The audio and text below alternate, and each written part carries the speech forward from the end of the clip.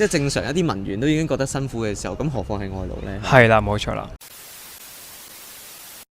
大家好啊，歡迎嚟到90後生活投資頻道，我是史蒂夫。大夫，咁啊，最近睇到呢個香港嘅新聞呢，就話香港呢準備引入呢個外勞喎。係啦，咁香港引入呢個外勞呢，我諗主要係因為呢，佢係想填補一啲比較冇人想做嘅啲職位，譬如話洗碗啊呢啲呢，其實幾厭惡性工作呢，其實大多數本地人都唔係好想做嘅。係啦，咁之前都提過，其實香港同新加坡一樣啦，都係有一啲高科技、高增值嘅人才呢，就想引入去香港同埋新加坡嘅，係咪？咁所以呢類人呢，就同啱先提到嘅政策可能就有啲唔一樣啦。係啦。咁依家最近香港想講嘅嘢咧，就係好似啱先大夫所講啦，可能洗碗啊，甚至乎可能係建造業啊等等嘅人咧，佢就想引入外勞嚟做嘅。係咁，反觀新加坡，其實新加坡一直咧都引入呢個外勞嚟填補呢啲咁嘅缺口嘅。咁其實外勞咧喺新加坡係好常見啦，其實喺各行嘅都會見到，譬如飲食業啊、建築業啊都會有嘅，係啦。係啦，特別係建築業咧，其實你好容易會見到，譬如係一啲新起緊嘅一啲 MRT station 啊，你就會好容易見到一啲可能來自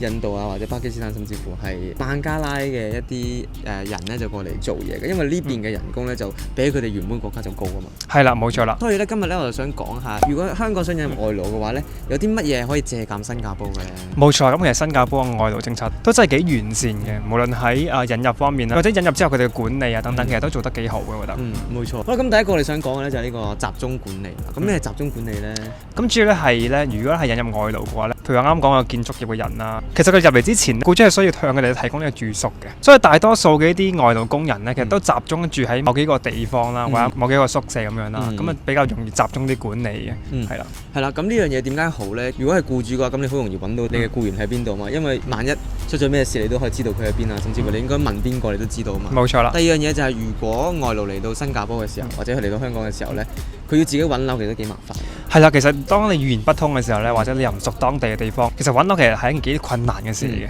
同埋有時外勞可能唔清楚當地嘅法律啦，咁喺簽約嘅時候咧，可能當中好多盲點都未必睇得咁清楚嘅。所以如果有僱主提供呢個集中嘅住宿咧，其實係一件我覺得無論係對本地人啊或者係外勞嚟講係一件幾放心嘅事嚟嘅。同埋除此之外咧，其實如果你提供一個集中嘅宿舍咧，咁理論上應該都會平啲嘅。因為試諗下，如果香港同新加坡嘅租金都好高嘅時候，如果佢哋要自己租一啲 condo 啊或者係 HDB 嘅時候，即係正常一啲文員都已經覺得辛苦嘅時候，咁何況係外勞咧？係啦，冇錯啦。咁第二個覺得咧，香港值得向新加坡借鑑嘅咧，就係呢個移民政策啊。因為其實新加坡嘅譬如話外國人啦，其實分咗唔同嘅 visa 噶嘛。咁通常咧外勞嘅話都係攞呢個 WP 嘅。咁 WP 係咩咧？主要係 WP 有好多限制啦。譬如話喺呢邊，如果你申請一啲 service 嘅時候，譬如話電話啊、一啲等等水電啊，其實都有限制嘅。咁最大嘅限制就係佢哋係唔可以申請新加坡永久居民嘅。咁就可以好大程度咁防止突然間有一大班人啊向新加坡申請做呢個 PR 嘅，咁亦都可以防止到本地人嘅不滿啦。因為有時本地人如果覺得太多移民嘅話咧，其實係感覺上係俾人搶咗工作㗎嘛，係咪先？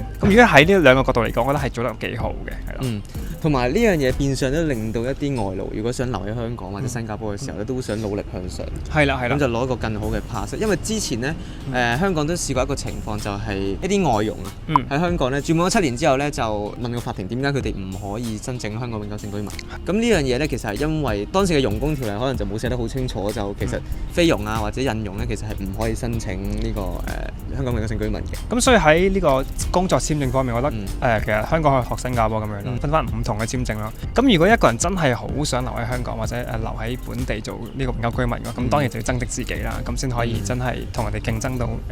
申請做呢個永久居民。同埋如果你有呢種類似 pass 嘅移民政策嘅話咧，你都可以適時地限制或者出個 quota， 就限制住人數究竟有幾多，咁就唔會當一啲可能本地居民覺得有啲反感，即係可能太多人爭嘢做嘅時候咧，政府就可能有更大嘅控制權去控制嗰個人數咯。咁第三個我覺得值得借鑑就係咧，要向新加坡學習啊，提供一啲唔同嘅配套嘅措施咧，俾啲外勞啊。譬如話當時係 Covid 嘅時候咧，其實有好幾個嘅 dormitory 啦，都係爆發咗都幾多單嘅 Covid 嘅 case 嗰陣時。咁其實政府嗰陣時都做到真係幾公平，每一個人都會 check 咯，係啦，跟住都會提供翻適當嘅一啲醫療啊嘅支援咁樣嘅，就唔會話因為佢哋外勞啊，就可能會俾啲差啲嘅佢哋咁樣。其實就唔會，我覺得就。我諗喺新加坡嘅差別政策就真係好少，譬如話攞口罩啊等等嘅嘢咧，其實基本上係只要你合法地喺新加坡逗留嘅話，理論上你都係攞到嗰個口罩嘅。係啦，冇錯啦。總之因為政府，我覺得應該咧就要俾一啲唔同嘅一啲課程，即係例如係教育佢哋，即係喺嗰個國家有啲咩唔同嘅文化要尊重翻啊。因為有陣時可能有啲文化嘅衝突咧，就會令到大家咧就不和嘅。又或者係當地嗰啲法律啦等等，我諗佢哋都要注意嘅，因為其實好多可能外勞嚟到嘅時候都唔會好清楚啦。咁如果你就咁直接擺佢哋落去做嘢嘅咧，其實佢哋好難去同呢個社會接觸。咁我覺得呢一種類嘅培訓係需要嘅，因為當外勞了解到呢個地方點樣運作嘅時候，就可能會少啲產生一啲滋擾咁樣咯。因為文化衝突其實我哋香港人嚟到新加坡都會有啦。冇錯，即係譬如買香口膠咧，其實新加坡唔買得嘅香口膠㗎嘛，係咪？甚至乎係電子煙啊等等嘅嘢，其實都唔可以㗎嘛。冇錯。咁所以如果你唔教佢哋嘅話，咁可能佢哋唔知，一唔知嘅話，可能就仲有呢啲咁樣嘅法律嘅時候咧，咁可能佢就面臨一啲罰款啊，甚至乎監禁咧。咁其實佢哋有可能會覺得自己係被歧視嘅。係啦，所以呢一方面培訓真係好重要，講真。好啦，以上咧就我哋係從新加坡咧就睇到一啲好嘅嘢咧，就希望如果香港想引入外勞嘅話，就可以參考嘅，係啦。如果大家有其他嘅一啲參考嘅一啲政策或者方法嘅話，都可以 comment 話俾你聽嘅。冇錯啦，咁中意條片朋友啦，記住 like、share 同埋 subscribe 之後啦，我哋再見。拜拜。